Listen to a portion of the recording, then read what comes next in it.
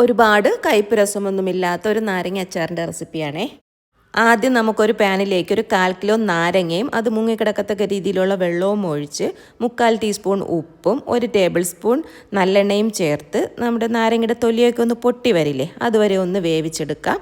അതിനുശേഷം വെള്ളത്തിൽ നിന്ന് മാറ്റി വെള്ളം ചൂടാറിയതിന് ശേഷം നമുക്ക് കട്ട് ചെയ്ത് ചെറിയ പീസസ് ആക്കിയതിന് ശേഷം അതിലേക്ക് കുറച്ച് ഉപ്പ് കൂടി ചേർത്ത് വെക്കാമേ.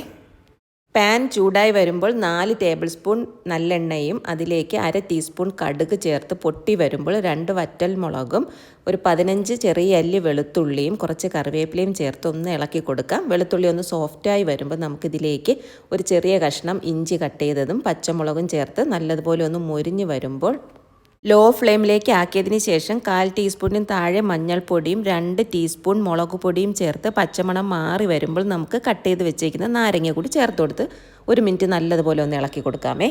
1 ടേബിൾ സ്പൂൺ വിനാഗിരിയും 1/4 ടീസ്പൂൺ കായപ്പൊടിയും 1/4 ടീസ്പൂൺ ഉലുവ പൊടിച്ചതും ഒരു ചെറിയ കഷ്ണം ശർക്കരയും കൂടെ ചേർത്ത് നല്ലതുപോലെ ഒന്ന് മിക്സ് ചെയ്ത് കൊടുത്ത് ഉപ്പ് നോക്കുക.